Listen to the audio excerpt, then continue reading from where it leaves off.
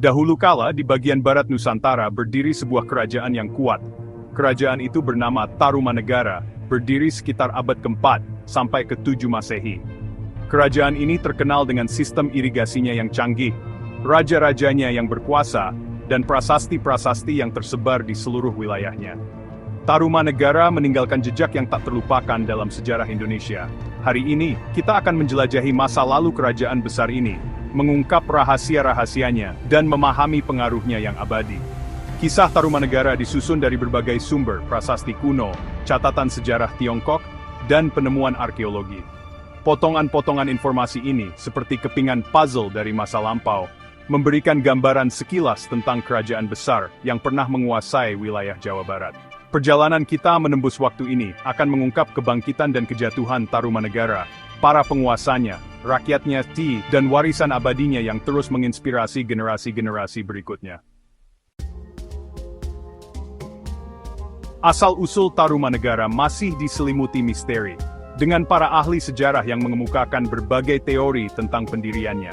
Beberapa percaya bahwa Tarumanegara muncul sebagai kerajaan merdeka setelah runtuhnya kerajaan Salakanagara, mewarisi budaya dan sistem politiknya. Yang lain berpendapat bahwa Tarumanegara didirikan oleh para migran dari India, yang membawa serta unsur-unsur budaya dan tata negara India. Terlepas dari misteri yang menyelimuti kelahirannya, keberadaan Tarumanegara sebagai kekuatan penting di abad ke-5 Masehi tidak dapat disangkal. Prasasti tertua yang menyebutkan kerajaan ini berasal dari tahun 452 Masehi, menunjukkan kerajaan yang mapan pada saat itu. Prasasti ini, yang ditemukan di sebuah batu, menceritakan tentang seorang raja yang kuat dan prestasinya, memberikan sedikit gambaran tentang masa-masa awal kerajaan yang luar biasa ini. Prasasti Tugu, yang ditemukan di Jawa Barat, menjadi bukti kekuatan dan pengaruh Raja Purnawarman, Raja Tarumanegara yang paling terkenal. Prasasti ini, yang ditulis dalam aksara Palawa dan bahasa Sanskerta, menceritakan tentang silsilah raja, kehebatan militernya, dan dedikasinya terhadap pekerjaan umum. Prasasti ini menggambarkan penggalian sebuah kanal, Sungai Gomati, yang secara efektif mengendalikan banjir dan meningkatkan pertanian, menunjukkan teknik irigasi kerajaan yang maju. Prasasti tersebut juga menyebutkan kemenangan Purnawarman atas musuh-musuhnya, menjadikannya sebagai raja prajurit yang kuat dan memperluas wilayah kerajaannya.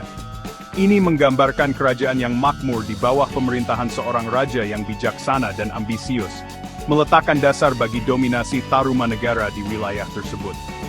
Prasasti Tugu, bersama dengan prasasti serupa lainnya yang ditemukan di seluruh Jawa Barat, berfungsi sebagai jendela penting untuk memahami sejarah dan pencapaian kerajaan kuno ini.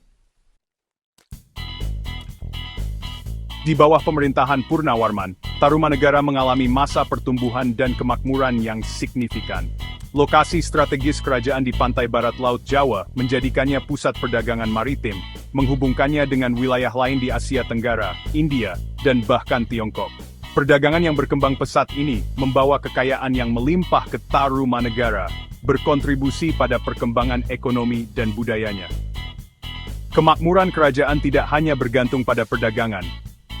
Pertanian berkembang pesat di dataran subur Jawa Barat, didukung oleh sistem irigasi canggih yang dibangun pada masa pemerintahan Purnawarman. Kanal Sungai Gomati, yang disebutkan dalam Prasasti Tugu, menjadi bukti kecakapan teknologi kerajaan dan komitmennya terhadap kesejahteraan rakyat. Prasasti tersebut juga menyebutkan pembangunan kanal dan saluran air lainnya, yang semakin menyoroti pentingnya pengelolaan air dan pembangunan pertanian. Bagian 5. Masyarakat Tarumanegara, sekilas kehidupan sehari-hari. Meskipun prasasti memberikan informasi berharga tentang para penguasa dan pencapaian mereka, informasi tentang kehidupan masyarakat biasa di Tarumanegara terbatas. Namun, bukti arkeologi membantu kita menyusun gambaran tentang rutinitas harian, kepercayaan, dan struktur sosial mereka. Penggalian telah menemukan sisa-sisa rumah, tembikar, peralatan, dan perhiasan, memberikan gambaran sekilas tentang kehidupan sehari-hari penduduk Tarumanegara. Keberadaan peralatan besi menunjukkan bahwa masyarakatnya adalah pengrajin logam yang terampil, sementara penemuan tembikar dengan desain yang rumit mengisyaratkan kepekaan artistik mereka. Sisa-sisa makanan, seperti bulir beras dan tulang hewan, memberikan petunjuk tentang pola makan mereka. Temuan arkeologi ini, meskipun terpisah-pisah, menawarkan wawasan berharga tentang kehidupan sehari-hari, pekerjaan dan praktik budaya masyarakat yang mendiami Tarumanegara. Bagian 6. Seni dan Kepercayaan, Ekspresi Jiwa Tarumanegara. Lanskap budaya Tarumanegara merupakan perpaduan antara kepercayaan asli dan pengaruh dari India, khususnya Hindu. Perpaduan budaya ini terlihat jelas dalam banyak prasasti batu yang tersebar di Jawa Barat, yang ditulis dalam aksara Pallawa dan bahasa Sanskerta, mencerminkan penerapan unsur-unsur ini dari India. Prasasti-prasasti ini sering menggambarkan dewa-dewi Hindu, menunjukkan kepercayaan Hindu di kalangan elit penguasa. Prasasti Ciarutun misalnya, menggambarkan jejak kaki Dewa Wisnu, dewa utama dalam agama Hindu, menunjukkan penghormatan terhadapnya di dalam kerajaan. Namun, keberadaan unsur-unsur Hindu ini tidak meniadakan keberadaan kepercayaan asli. Kemungkinan besar, masyarakat umum terus mempraktikkan adat dan tradisi mereka sendiri, menghasilkan lanskap agama yang sinkretis. Bagian 7. Warisan Purnawarman, seorang raja yang dikenang. Pemerintahan Raja Purnawarman dianggap sebagai zaman keemasan dalam sejarah Tarumanegara. Prestasi militernya memperluas wilayah kerajaan, sementara fokusnya pada pekerjaan umum, terutama irigasi, membawa kemakmuran bagi negeri. Ia dikenang sebagai penguasa yang bijaksana dan adil yang meletakkan dasar bagi dominasi Tarumanegara di wilayah tersebut. Warisan Purnawarman melampaui masa pemerintahannya. Namanya terukir dalam sejarah Indonesia sebagai simbol masa lalu yang gemilang. Prasasti-prasasti dari masanya menawarkan wawasan berharga tentang lanskap politik, sosial, dan budaya Tarumanegara. Ia dipuji karena berhasil mengkonsolidasikan kekuasaan kerajaan, membangun sistem administrasi yang kuat, dan meninggalkan warisan kemakmuran dan perdamaian.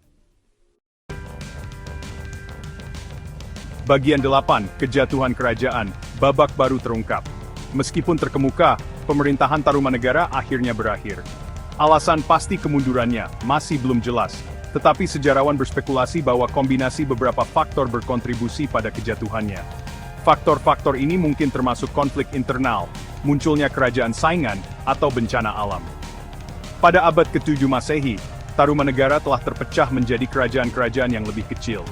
Prasasti Kebon Kopi II, bertanggal 6/6 Masehi, menyebutkan Raja Tarusbawa dari Sunda yang memerintah wilayah yang luas, menunjukkan bahwa pusat kekuasaan telah bergeser ke timur.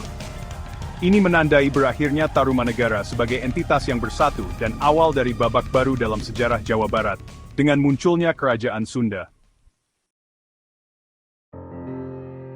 Bagian 9. Gema Tarumanegara, pengaruh abadi di Indonesia. Meskipun Tarumanegara telah hilang dalam sejarah lebih dari 1 milenium yang lalu, warisannya terus bergema di Indonesia modern. Sistem irigasi kerajaan yang canggih memengaruhi kerajaan-kerajaan selanjutnya, dan terus menginspirasi praktik pengelolaan air di wilayah tersebut. Pencapaian budayanya, khususnya dalam seni dan arsitektur, meletakkan dasar bagi gaya artistik selanjutnya. Lebih penting lagi, kisah Tarumanegara berfungsi sebagai pengingat akan sejarah Indonesia yang kaya dan beragam. Prasasti, artefak, dan reruntuhan kerajaan adalah penghubung nyata dengan masa lalu yang gemilang, mengingatkan kita akan kecerdikan, ketahanan, dan kekayaan budaya nenek moyang Indonesia.